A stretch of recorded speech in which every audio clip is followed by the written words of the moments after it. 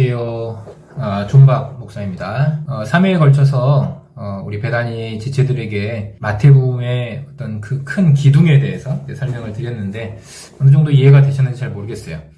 그래서 이제 마태복음의 그 핵심은 사람들에게 어떻게 보면 결론인데 복음을 증거하는 곳으로 이제 제자들에게 이 강권 쪽으로 이야기를 해주셨죠. 그래서 권세가 예수 그리스도께 있음을 알고 또 예수 그리스도를 믿는 믿음이 무엇인지 제대로 알고 그리고 나서 참된 제자로서 삶을 살아낼 것을 이야기해 주고 있는 거예요. 그래서 여러분들이 복음 전하는 거, 뭐 전도하는 거, 선교하는 거 그렇게 부담 갖지 않고 어찌 보면 예수 그리스도를 아는 것으로부터 시작이 되어져서 그리고 심령이 가난한 자가 되어 내가 있는 그곳에서 주님을 찾는 것으로부터 시작이 되어진다라는 것. 그래서 복음을 증거한다라는 것이 그렇게 부담 가질 것이 아니라 너무나도 쉽게 시작할 수 있고 어찌 보면 부담스럽게 다가올 말씀이 결코 아니라 주님이 제자들을 세우셨듯이 우리가 그렇게 세워져 가면 우리도 그렇게 살아날 수 있다. 이것을 조금 쉽게 좀 깨닫고 알아냈으면 좋겠다. 이런 의미에서 여러분들에게 마태복음 전체적으로 3회에 걸쳐서 이야기를 드렸습니다. 제가 대학교 이야기를 잠깐 해주면 저는 이제 정말 자랑스럽게 우리 배단이 후배들에게 저처럼 사십시오 이렇게 말할 수가 없어요. 왜냐면 제가 이제 해양경찰학과 이제 4기로 졸업을 했는데 들어갈 때부터 장학금도 받았고 또 군 생활을 이제 5년 했거든요. 그러니까 군장학금도 받았어요. 거기에다가 뭐 여러 가지로 신앙생활도 참 열심히 했었어요. 그런데 참 부끄러워요. 지금 저희 학교 생활을 돌이켜 보면. 왜냐면 너무 교회 생활만 열심히 했어요. 그러니까 삶으로 진짜 예수 믿는 자의 삶으로 어떻게 살아내야 되는지 그것을 예수 안 믿는 친구들한테 잘 보여주질 못했어요. 왜냐면 맨날 배단이 중심으로 제 학교 생활이 돌아갔거든요. 1학년 때부터 학교 졸업할 때까지. 그러다 보니까 예수 안 믿는 친구들과 또 술자리를 같이도 못 해봤어요. 많이. 그래서 여러분들한테 술자리 많이 하라는 뜻은 아니고 제 말은 술을 같이 먹지 않더라도 그 친구들과 함께 그 친구들의 이야기를 듣고 또 친구들이 술에 취해 있으면 술자리들을 또 치워주고 친구들이 또 학교에 무사히 갈 수 있도록 도와주고 그런 것들을 못 해봤어요. 그러니까 또 안 믿는 친구들하고 또 이렇게 관계를 만들어서 더 깊게 친구들 속으로 들어가지도 못했으니까 또 부끄럽지만 뭐 공부도 이렇게 열심히 못했어요. 너무 뭐 힘든 것도 있었죠. 뭐 여러분들은 뭐 1학년 지금 같은 경우에 이제 코로나 바이러스 때문에 1학년 생활도 많이 제대로 못했을 텐데 1학년 때부터 너무 힘들었어요. 학교 생활이. 가자마자 뭐 신검 나와가지고 학교에서 신검 받으러 가야 되니까 외출 허가를 이제 그 외박 허가를 받아야 되잖아요. 허가를 받아야 되는데 그때 그 허가 받으러 갔다가 지도관한테 그 잘못 공실에 이제 들어갈 때 잘못해가지고 이제 벌점을 받았거든요. 그래가지고 그것 때문에 연초에 얼마나 힘들었는지 몰라요. 그래가지고 그때부터 시작된 학교 생활이 1학년 때도 행복하지도 않았고 그다음에 학군단 들어가서 매일 새벽마다 끌려가고 뭐 맞고 또 군합발에 뭐 채이고 그다음에 태종대 뭐 하루에 몇 바퀴씩 돌고 그런 생활들이 너무 힘드니까 형사소송법인가? 형법인가? 그게 F를 맞았었어요. 너무 막 잠도 자고 막 그러면서 유일하게 이제 F 한번 받아봤는데 4학년 때 2학년 애들하고 같이 수업 받는 게 쪽팔릴 정도로 그렇게 학교 생활을 했었어요. 그러니까 또 뭐 지금은 모든 친구들이 다 이 졸업하기 위해서 토익 점수를 다 받아야 되잖아요.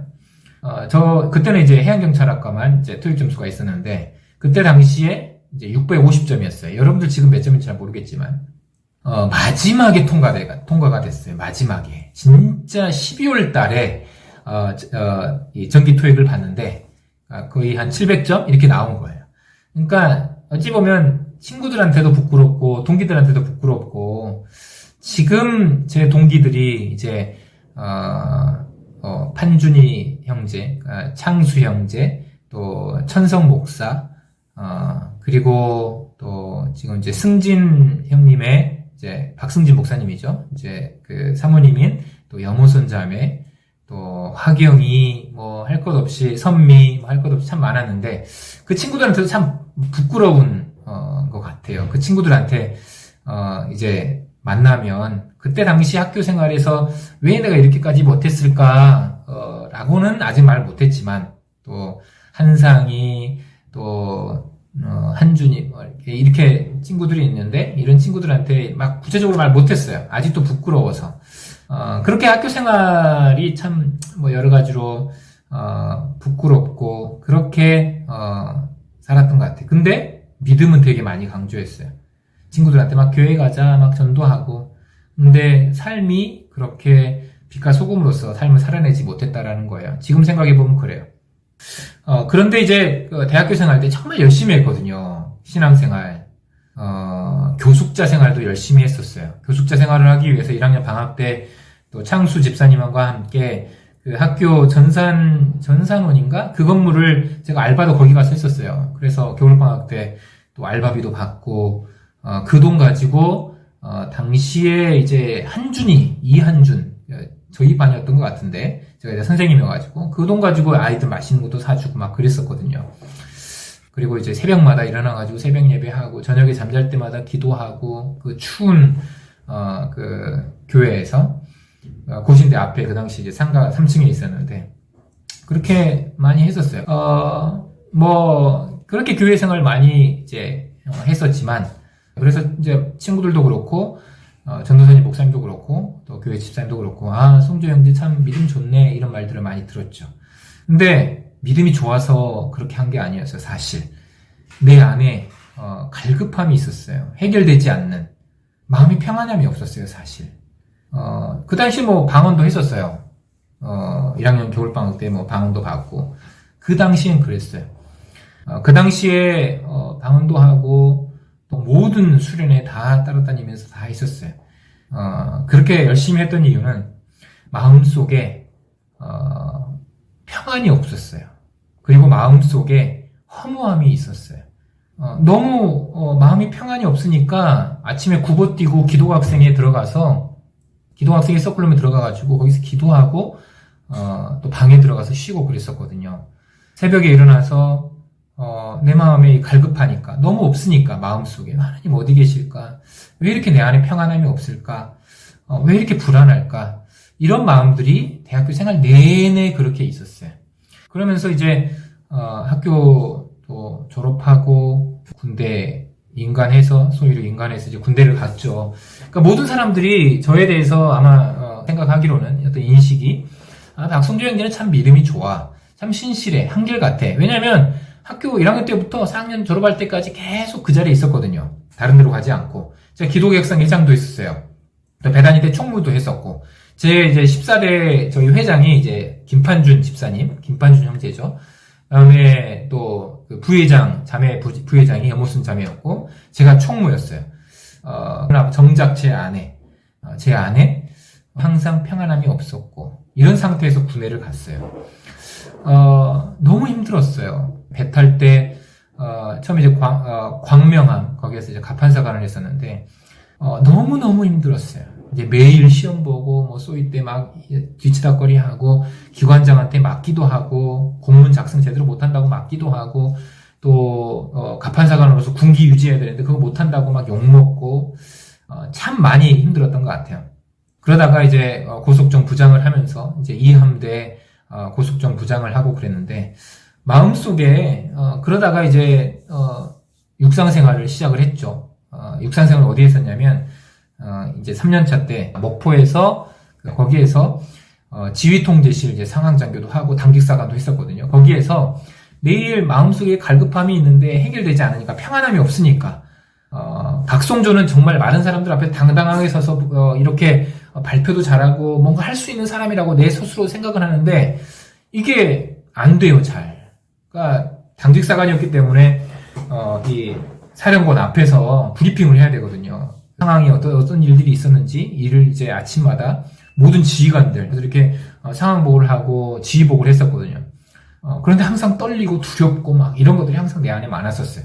매일 그래서 새벽마다 너무 피곤하지만 4시에 일어나서 이제 예배도 드리러 가고 기도하고 이런 각오도 있었어요. 내가 하느님 말씀을 먹지 않으면 밥도 먹지 않겠다. 그러면서 매일매일 말씀 묵상하고 그러면서 하루를 시작해서 또 하루 끝날 때마다 기도하고 이 거룩하게 살고자 얼마나 내 자신과 싸우고 했는지 잘 몰라요. 그런 삶을 살아내는 때에 어느 날 갑자기 이제 제 나이가 한 25살 정도 됐었을 것 같아요. 25살 정도 됐었을 때 그때 이제 새벽 예배 갔다 와서 말씀을 묵상하는데 그 말씀이 뭐였냐면 바로 요한복음 말씀이었어요. 요한복음 말씀을 딱 묵상하는데 예수 그리스도를 통해서 복음을 믿고 거기에서 이제 구원을 얻는다라는 말이 그렇게 수없이 들었었는데 바로 그때 깨달아지기 시작한 거예요. 예수 그리스도를 통해서 바로 말씀을 믿고 그를 알므로 참된 믿음이 내 안에 생겨나고 거기에서 막 뭐가 있었냐면 내 안에 머리 위에 이렇게 막 엄청난 이런 사슬과 같은 무언가가 있었는데 그것이 팍 순간 깨진다라는 느낌이 들었어요. 완전히 쇠사슬이 탁 끊어진다는 느낌이 들었어요. 내 안에 평안함이 찾아왔어요. 내 안에 복음의 감격이 찾아오기 시작했어요. 뭐 눈물이 있었던 것도 아니에요. 그냥 복음에 대한 그 감격 속에서 예수 그리스도가 누구이신지 성령을 통해서 깨달아 알아지는 순간 내 안에 평안함이 찾아오기 시작했고 그리고 기쁨이 찾아오기 시작했어요. 그리고 나를 올가매고 있는 이런 사살과 같은 죄의 율법의 이러한 그 사슬들이 완전히 깨어지기 시작한 거예요. 그러면서 누가 요구하지도 않았고 누가 이렇게 하라고 하지도 않았었어요. 그러면서 제 당직 때 이제 그 병들이 잠자고 있으면 이제 12시 24시간 당직이었거든요. 그러면 막 12시 넘으면 피곤해가지고 얘들 막 잠자고 막 그럴 때 찾아가가지고 병들한테 야 일어나 그러면서 야 이 새끼야 이러면서 너 잠자면 어떡해? 너 내가 해주는 말 잘 들어. 예수 그리스도가 너 누구냐면 이러면서 막 계속 복음을 전하기 시작하죠. 한 사람 한 사람 찾아가면서 그런데 이제 복음을 전하는 그 마음이 얼마나 행복한지 얼마나 기쁨이 있는지 내 안에 신앙이 계속 자라간다라는 것을 느끼기 시작했어요.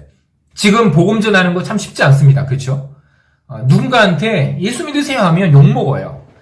그런데 마태복음 28장에서 우리에게 말해주고 있는 것은 바로 명령이라고 말을 해요. 그것이 억지로 되어질 수도 있는 것도 아니고 지금 이제 한국 상황에서 그것도 할 수가 없어요. 그러나 예수 그리스도를 아는 참된 믿음을 통해서 그리고 이러한 삶으로 살아내는 것을 통해서 복음을 전해질 때 우리 배단이 영혼들 한 영혼 한 영혼 마음속에 기쁨이 있고 또 참된 소망을 통해서 삶을 살아내는 게 이런 거구나 그것들을 알게 돼요. 그리고 배단이 지체들에게 제가 정말 간절하게 바라고 있는 것은 삶에 대한 실천을 통해서 하나님 말씀에 대한 실천을 통해서 복음이 전해진다라는 거 결코 무시하지 않았으면 좋겠어요. 공부도 정말 열심히 했으면 좋겠고요. 그리고 세상 친구들, 어려운 친구들 정말 열심히 잘 도왔으면 좋겠고요. 그리고 여러분들이 있는 그 자리에서 삶으로 복음을 전하는 그러한 삶을 살아냈으면 좋겠어요. 정말 크리스찬들 요즘 욕먹고 있잖아요. 왜 그럴까요? 목사들 욕먹고 있어요. 왜 그럴까요? 하나님 말씀에 대해서 실천하지 못하기 때문에 그러는 거예요. 신학을 공부해보면 무슨 신학을 먼저 배우냐면 조직 신학을 배우고 그리고 성경 신학을 배워요. 그리고 이제 이런 조직 신학, 성경 신학, 이제 조직 신학 안에 신론, 기독론 막 이렇게 다 있어요. 종말론, 교회론도 있고, 막 구원론도 있고, 거기 이제 그것들 다 배우고 나면 성경 신학을 배워. 성경이 이제 신학적으로 어떻게 만들어졌고, 이렇게 조직이 되어졌고, 이런 성경 신학을 배우는데, 이런 것들 다 배우고 나면, 그리고 나서 실천 신학을 배우게 됩니다. 실천 신학 안에 뭐가 있냐면 예배학, 또 성교학 이런 게 있어요. 자, 예배도 실천이고 그리고 성교도 실천이에요. 자, 우리가 예수 그리스도를 아는 그러한 지식이 우리 안에 생기기 시작하면 이거를 이제 삶으로 실천하는데 참된 믿음이 있는 사람은 예배를 통해서 그 믿음을 고백해요. 그리고 성교와 전도를 통해서 나의 믿음을 고백하는 거예요. 그런데 이 두 가지가 함께 해야만 하는 거예요. 내 믿음의 모습과 삶에 대한 실천이 항상 함께 드러나야 한다라는 거예요. 따로 이어질 수가 없어요. 지금 왜 한국 기독교 욕먹을까요? 그것은 따로 가기 때문이에요. 따로 국밥이에요. 믿음만 강조해요. 믿음만. 거기 실천이 함께 가야 되는데 결국 분리되어 나타날 수가 없는데 따로 떨어져서 가고 있기 때문에 한국 기독교가 욕먹는 거야. 예수 그리스도를 믿으면 구원 얻으니까 대충 살아도 돼. 이런 식으로. 그러나 같이 가야 돼. 우리의 믿음이. 마태복음에서 말씀해주고 있는 게 바로 그거예요. 믿음, 예수 그리스도를 아는 지식과 그리고 삶에 대한 실천과 이것이 함께 가야 된다는 거예요.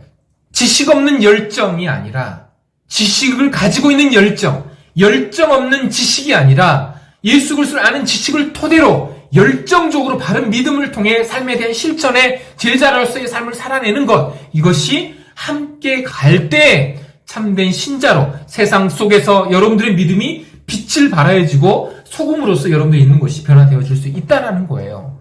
그런 삶들을 살아냈으면 좋겠습니다. 하나님의 말씀을 통해서 도전을 받고 여러분들이 있는 그곳에서 복음을 증거하는 실천함으로 같이 그것을 드러내는 그런 배단위가 되어졌으면 좋겠어요. 여러분들에게 어찌 보면 딱딱할 수가 있어요. 왜냐하면 여러분들은 저는 잘 모르니까 여러분들에게 이러한 복음을 말씀을 정말 차근차근 이렇게 깨어가지고 잘 만들어줘서 여러분들이 먹이면 여러분들이 기쁨으로 받아들이겠죠. 그러나 지금 여러분들과 저와 이런 모습의 관계가 잘 설정되어 있지 않기 때문에, 그리고 저는 또 선교로 또 나가는 또 그런 사람이기 때문에 어찌 보면 여러분들의 입장에서 그냥 들을만하구나 이 정도로 할 수 있겠지만, 여러분들이 이 시간을 조금 더 의미 있게 받아들여서 하나님 말씀대로 제자로서의 삶을 살아가는 우리 배단위 모든 지체들이 되어졌으면 좋겠어요. 그리고 여러분들이 조금이나마 인생의 그 믿음에 조금이나 도움이 될 수 있게끔 저도 좀 많이 도와주고 싶기 때문에 이 시간을 내어서 여러분들에게 녹화해서 보내주고 있습니다. 그래서 언제든지 이 의문점이나 또 질문이나 그런 것들이 있으면 많이 또 나눠주고 싶어요. 이 배단위뿐만 아니라 많은 사람들에게 이 복음을 증거하는, 또 저의 입장에서 또 선교사로서 여러분들이 있는 그곳에서 복음을 증거하는 참된 신자로서 삶을 살기를 바라고 있기에 이렇게 준비해서 보내주고 있습니다. 여러분들에게 참된 도움이 되는 그런 시간이 되어졌으면 좋겠어요. 자, 오늘도 이렇게 마치도록 하겠습니다. 여러분들 있는 그곳에서 복음을 참된 예수 그리스도를 바르게 알고 또 참된 신앙을 가지고 제자로서 삶을 실천하는 우리 모든 배단위 지체들 되시기를 주님의 이름으로 바라겠습니다. 감사합니다. 또 사랑하고 축복합니다. 함께 기도할게요. 감사합니다. 다음 주에 보겠습니다.